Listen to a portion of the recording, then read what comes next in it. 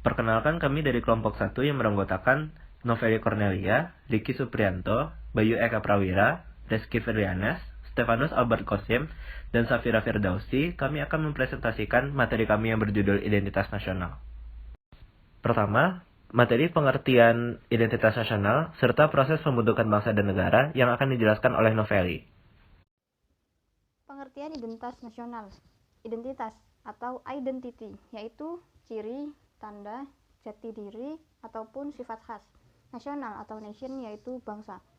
Jadi dapat disimpulkan secara terminologis, identitas nasional yaitu sifat khas yang melekat pada suatu bangsa atau kepribadian suatu bangsa. Identitas nasional dalam konteksnya terbagi menjadi dua, yakni konteks bangsa dan konteks negara. Bangsa adalah orang-orang yang bersamaan asal keturunan, adat, bahasa, dan sejarahnya, serta berpemerintahan sendiri.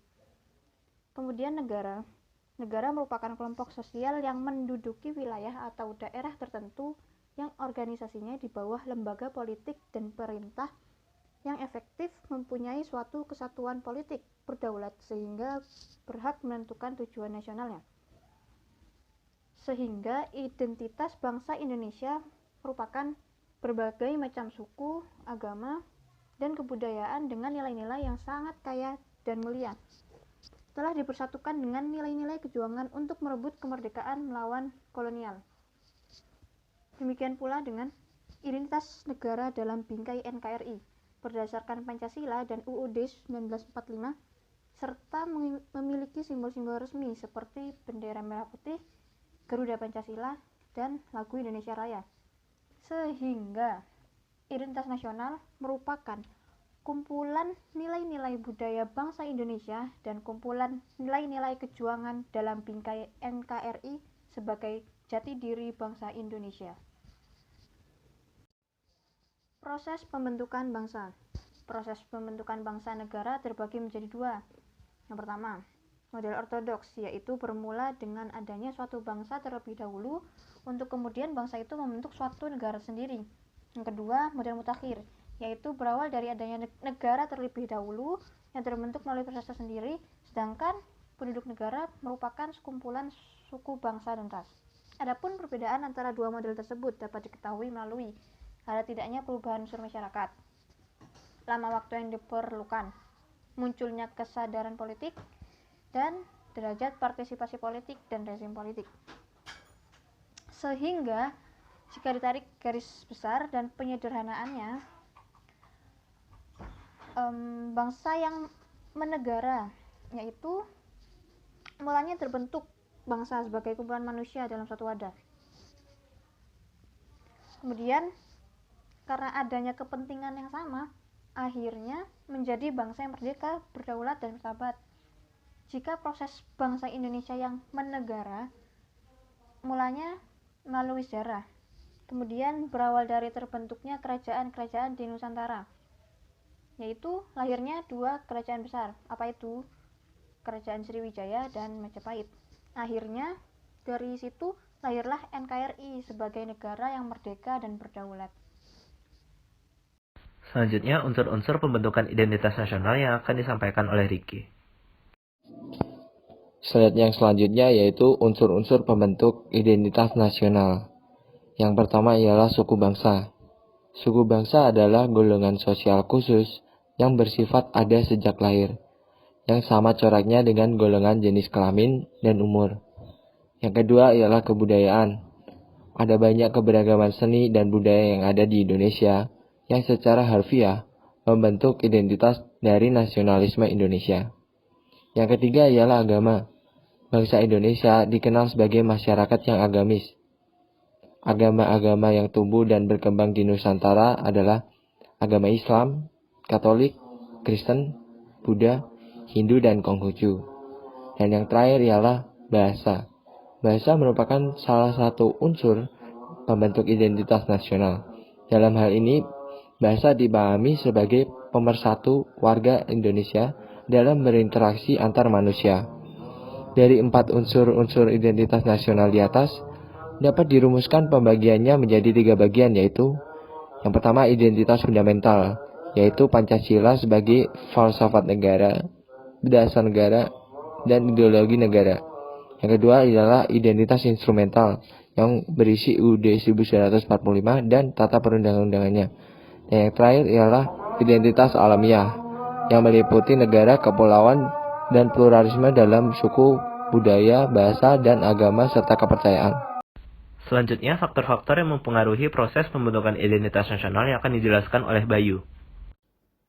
Assalamualaikum warahmatullahi wabarakatuh. Saya akan menjelaskan tentang faktor pembentukan identitas nasional. Yang pertama yaitu faktor primordial atau faktor objektif, yaitu faktor bawaan yang bersifat alamiah yang melekat pada bangsa tersebut seperti geografi, ekologi, dan demografi. Kondisi geografis ekologis yang membentuk Indonesia sebagai wilayah kepulauan yang beriklim tropis dan terletak di persimpangan jalan komunikasi antar wilayah dunia di Asia Tenggara ikut mempengaruhi perkembangan kehidupan demografis, ekonomis, sosial, dan kultural bangsa Indonesia. Kemudian faktor sakral dapat berupa kesamaan agama yang dipeluk masyarakat atau ideologi doktriner yang diakui oleh masyarakat yang bersangkutan. Agama atau ideologi merupakan faktor sakral yang dapat membentuk bangsa negara. Faktor sakral ikut menyumbang terbentuknya satu nasionalitas baru. Yang ketiga yaitu tokoh kepemimpinan dari para tokoh yang disegani dan dihormati oleh masyarakat dapat pula menjadi faktor yang menyatukan bangsa negara. Pemimpin di beberapa negara dianggap sebagai penyambung lidah rakyat, pemersatu rakyat, dan simbol pemersatu bangsa yang bersangkutan. Kemudian yang keempat yaitu faktor unity in diversity atau bersatu dalam perbedaan adalah kesediaan warga bangsa untuk setia pada lembaga yang disebut negara dan pemerintahnya tanpa menghilangkan keterikatannya pada suku bangsa, adat, ras, dan agamanya. Kemudian yang kelima yaitu faktor sejarah. Faktor sejarah yaitu persepsi yang sama di antara warga masyarakat tentang sejarah mereka dapat menyatukan diri dalam satu bangsa. Persepsi yang sama tentang pengalaman masa lalu seperti sama-sama menderita karena penjajahan tidak hanya melahirkan solidaritas tetapi juga melahirkan tekad dan tujuan yang sama antara anggota masyarakat tersebut. Kemudian yang keenam, perkembangan ekonomi atau industrialisasi akan melahirkan spesialisasi pekerjaan profesi sesuai dengan aneka kebutuhan masyarakat. Semakin tinggi mutu dan variasi kebutuhan masyarakat, semakin saling tergantung di antara jenis pekerjaan. Setiap orang akan saling bergantung dan memenuhi kebutuhan hidup. Semakin kuat saling ketergantungan anggota masyarakat karena perkembangan ekonomi, akan semakin besar solidaritas dan persatuan di dalam masyarakat. Solidaritas yang terjadi karena perkembangan ekonomi oleh persatuan dalam masyarakat. Solidaritas yang terjadi karena perkembangan ekonomi oleh Emil Durkheim disebut solidaritas organis. Faktor ini berlaku di masyarakat industri maju seperti Amerika Utara dan Eropa Barat. Kemudian yang terakhir, lembaga-lembaga pemerintahan dan politik. Lembaga-lembaga itu seperti birokrasi, angkatan bersenjata, pengadilan, dan partai politik. Lembaga-lembaga itu melayani dan mempertemukan warga tanpa membeda-bedakan asal-usul dan golongannya di dalam masyarakat. Kerja dan perilaku lembaga politik dapat mempersatukan orang sebagai satu bangsa. Selanjutnya, identitas nasional Indonesia yang akan dijelaskan oleh Stefanus. Selanjutnya kita masuk ke bentuk-bentuk identitas nasional. Yang pertama adalah bahasa negara, bahasa Indonesia. Bahasa Indonesia berawal dari rumpun bahasa Melayu yang dipergunakan sebagai bahasa pergaulan dan kemudian diangkat dan diikrarkan sebagai bahasa persatuan pada tanggal 28 Oktober 1928 pada Kongres Pemuda Kedua. Bangsa Indonesia sepakat bahwa bahasa Indonesia merupakan bahasa nasional sekaligus sebagai identitas nasional Indonesia. Adapun ketentuan mengenai bahasa negara diatur dalam Undang-Undang Nomor 24 Tahun 2009, Pasal 25 sampai Pasal 45. Yang kedua adalah bendera negara Sang Merah Putih. Bendera warna merah putih dikibarkan pertama kali pada tanggal 17 Agustus 1945. Namun, telah ditunjukkan pertama kali pada peristiwa Sumpah Pemuda tahun 1928. Lambang negara merah putih ini sudah dikenal pada masa kerajaan di Indonesia. Ketentuan mengenai bendera negara diatur dalam Undang-Undang Nomor 24 Tahun 2009 pasal 4-24. Selanjutnya adalah lagu kebangsaan Indonesia Raya. Indonesia Raya sebagai lagu kebangsaan pertama kali dinyanyikan pada Kongres Pemuda Kedua tanggal 28 Oktober 1928. Kemudian, selanjutnya menjadi lagu kebangsaan yang diperdengarkan pada setiap upacara kenegaraan. Ketentuan mengenai lagu kebangsaan Indonesia Raya ini diatur dalam Undang-Undang Nomor 24 Tahun 2009 Pasal 58 sampai 64. Lambang Negara Garuda Pancasila. Burung Garuda merupakan burung khas Indonesia yang dijadikan lambang negara. Ketentuan tentang lambang negara diatur dalam Undang-Undang Nomor 24 Tahun 2009 Pasal 46 sampai 57. Semboyan Negara Bhinneka Tunggal Ika, yang artinya berbeda-beda tapi tetap satu, menunjukkan negara Indonesia merupakan negara yang memiliki keberagaman.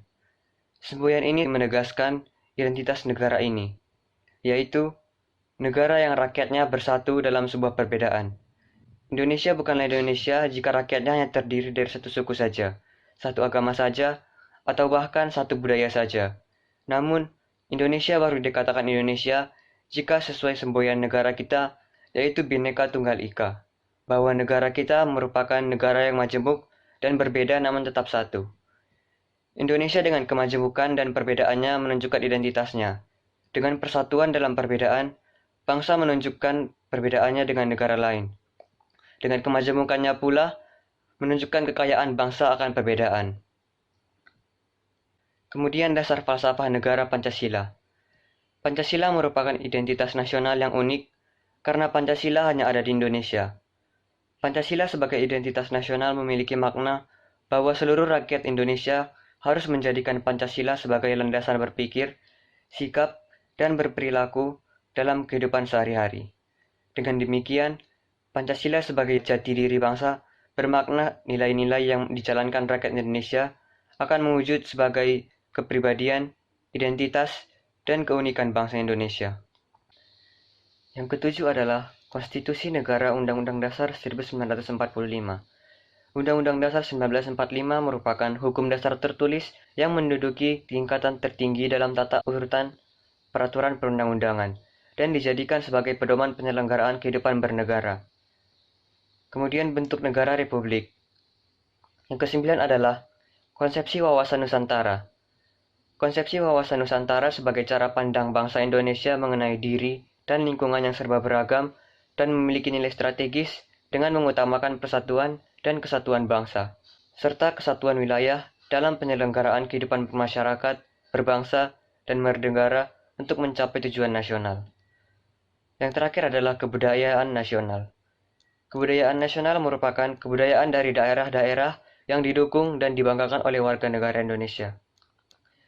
Dari ke-10 bentuk identitas nasional tersebut, 4 yang teratas merupakan 4 identitas nasional pertama, yaitu bendera, lagu kebangsaan, bahasa, serta lambang negara. Selanjutnya, jenis-jenis identitas nasional dan identitas nasional secara historis yang akan saya, Reski, jelaskan. Nah, sekarang kita membahas tentang jenis-jenis identitas nasional. Identitas nasional terbagi dua. Yang pertama adalah identitas primer atau yang biasa disebut sebagai identitas kultural, dan yang kedua adalah identitas sekunder atau yang biasa disebut sebagai identitas politis. Nah, sekarang kita berbicara tentang identitas primer.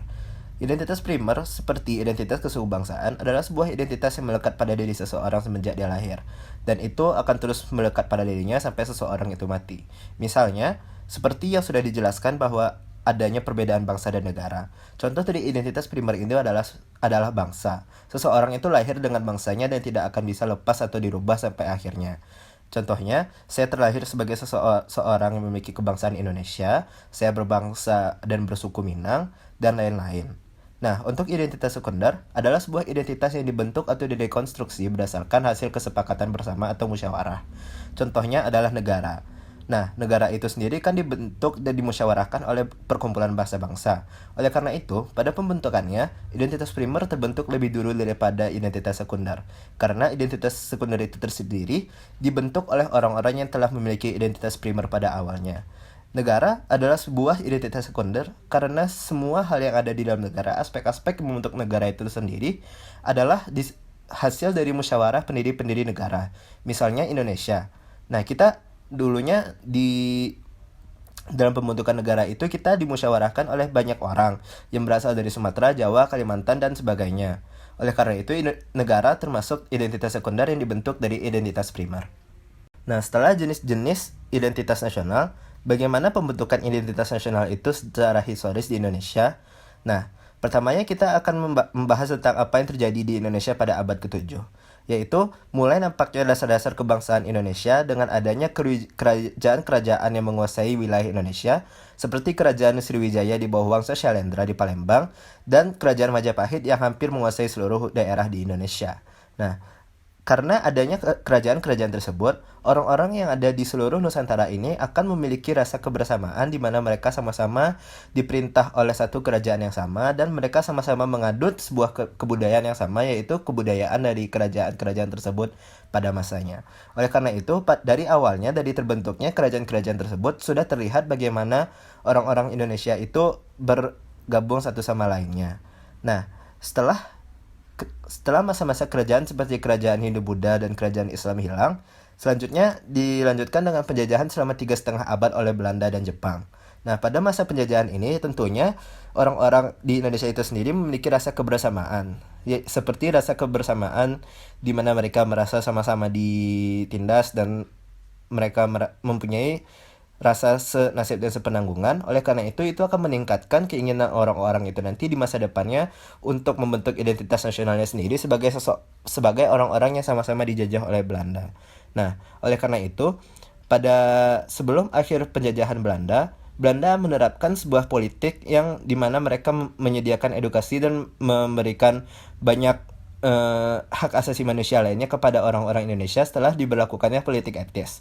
Politik etis itu sendiri muncul karena adanya aktivis-aktivis hak asasi manusia yang menilai bahwa penjajahan Belanda di Indonesia itu termasuk kejam karena ia tidak memberikan pendidikan bagi kita. Nah, setelah Belanda itu memberikan pendidikan pada kita melalui politik etis, dampak yang dirasakan oleh orang Indonesia adalah kita mulai menghasilkan orang-orang yang beredukasi, sehingga kita mampu membuat sebuah kongres yang mempelopori kebangkitan nasional dari bangsa kita ini. Nah, itu terjadi pada tahun 1908 di mana adanya Kongres Budi Utomo dan pembentukan Budi Utomo sendiri pada tanggal 20 Mei 1908, atau pada tiap tahunnya kita merayakan 20 Mei sebagai Hari Kebangkitan Nasional. Ini dipelopori oleh Dr. Rajiman Widioningrat. Ini adalah hasil dari politik etis yang dilakukan oleh Belanda. Nah, setelah terbentuknya Budi Utomo, kita juga melakukan banyak perkembangan kebudayaan lainnya untuk membentuk identitas nasional yang ada di Indonesia pada saat sekarang ini. Contohnya pada tahun 1918 itu diadakan Kongres Kebudayaan 1 di Solo pada 5-7 Juli yang membahas tentang bahasa, seni, dan pendidikan yang ada dan adab yang ada di Jawa. Nah, ini adalah salah satu faktor yang membentuk identitas nasional lainnya yang sangat penting karena kita juga membahas tentang tentang aspek-aspek yang juga merupakan identitas nasional Indonesia seperti kebudayaan itu sendiri. Karena kebudayaan ini hanya ada di Indonesia dan itu adalah sesuatu yang eksklusif hanya dimiliki oleh orang Indonesia. Selanjutnya pun pada 1924 diadakan Kongres Bahasa Sunda di Bandung, dan titik yang sangat krusial menurut saya adalah pada tahun 1928 di mana kita melaksanakan Kongres Pemuda II yang menghasilkan Sumpah Pemuda. Kongres Pemuda ini sendiri dilakukan oleh pemuda-pemuda yang berasal dari seluruh wilayah di Indonesia seperti Jong Sumatera Nenbol, Jong Java, Jong Kalimantan, dan yang lainnya. Nah, mereka akhirnya memutuskan untuk bersumpah yang sekarang bisa sering disebut sebagai Sumpah Pemuda, dan itu mereka mengatakan bahwa mereka memiliki bangsa yang satu, mereka memiliki tanah air yang satu, dan mereka memiliki bahasa yang satu yang semuanya merupakan jenis identitas nasional yang ada di Indonesia. Oleh karena itu, ini memiliki dampak yang sangat besar dalam perkembangan identitas nasional di Indonesia pada saat ini. Nah, selanjutnya juga diadakan lagi Kongres Bahasa Indonesia 1 di Solo pada tahun 1938, dilanjutkan pada tahun 1945 diadakan Proklamasi Kemerdekaan. Dan tidak hanya itu, banyak identitas nasional Indonesia yang terbentuk lagi pada tahun 1945. Seperti dirumuskannya Pancasila yang dirumuskan oleh BPUPKI dan PPKI, dan dirumuskannya Konstitusi di Indonesia setelah kemerdekaan, dan adanya bendera merah putih, lambang Garuda, dan lain sebagainya. Oleh karena itu 1945 adalah salah satu momen yang sangat penting dalam pembentukan identitas nasional di dalam sejarah Indonesia. Setelah kemerdekaan pun kita masih sering melakukan kongres kebudayaan seperti pada tahun 1948 di mana adanya kongres kebudayaan di Magelang pada 20-24 Agustus. Lalu 2003 ada lagi kongres kebudayaan di Bukit Tinggi Sumatera Barat pada 20-22 Oktober. Dan baru-baru ini tahun 2018 diadakan juga Kongres Kebudayaan untuk mengenang Kongres Kebudayaan 1 di Solo pada 1918, 100 tahun setelah Kongres Kebudayaan itu terjadi. Selanjutnya, identitas nasional secara sosiologis yang akan dibahas oleh Vira. Identitas nasional secara sosiologis. Sumber identitas nasional secara sosiologis terbentuk melalui proses interaksi, komunikasi, dan bersinggungan budaya, baik secara alamiah dari perjalanan menuju Indonesia merdeka maupun pasca kemerdekaan. Identitas nasional pasca kemerdekaan itu seperti upacara kenegaraan, proses pendidikan formal maupun non-formal. Dalam kegiatan-kegiatan yang disebutkan tadi, terjadilah interaksi antar etnis, antar budaya, antar bahasa, dan antar golongan, terus sampai akhirnya menyatu, berafiliasi, dan memperkokoh NKRI. Kalau negara diibaratkan sebagai individu manusia, secara sosiologis, negara Indonesia mudah dikenalinya itu ya dari atribut yang melekat dalam dirinya. Maksud dari atribut yang melekat ini diidentifikasikan menjadi dua, yaitu secara fisik dan psikis. Yang fisik ini seperti tinggi, bentuk muka, warna, rambut. Sedangkan yang psikis ini kayak hobi, kebiasaan, watak, karakter. Nah, dari atribut yang melekat pada Indonesia lah yang membedakan dari bangsa lain. Selanjutnya, tantangan identitas nasional yang akan dijelaskan oleh Ricky. Berikutnya pada slide tantangan identitas nasional. Tantangannya yaitu lunturnya nilai-nilai luhur dalam praktik kehidupan berbangsa dan bernegara. Yang kedua ialah nilai-nilai Pancasila belum menjadi acuan sikap dan perilaku sehari-hari. Yang ketiga, rasa nasionalisme dan patriotisme yang luntur dan memudar. Yang keempat, lebih bangga menggunakan bendera asing daripada bendera merah putih. Dan yang terakhir yaitu menyukai simbol-simbol asing daripada lambang atau simbol bangsa sendiri. Dan lebih mengapresiasi dan senang menyanyikan lagu-lagu asing daripada mengapresiasi lagu nasional dan lagu daerah sendiri. Hal-hal tersebut, jika dibiarkan terus-menerus, akan merusak identitas nasional Indonesia. Selanjutnya, tujuan dan manfaat identitas nasional yang akan disampaikan oleh Vira. Tujuan dan manfaat identitas nasional. Yang pertama, ya ini ada bangsa Indonesia dapat dibedakan dan sekaligus dikenal oleh bangsa lain karena dari atribut yang melekat dalam dirinya. Lalu, identitas nasional bagi sebuah negara bangsa sangat penting bagi kelangsungan hidup negara bangsa tersebut karena dapat mempersatukan negara bangsa. Juga, identitas nasional penting bagi kewibawaan negara dan bangsa Indonesia sebagai ciri khas bangsa. Sekian presentasi dari kelompok 1. Apabila teman-teman memiliki pertanyaan, bisa ditanyakan melalui kolom komentar. Terima kasih atas perhatiannya.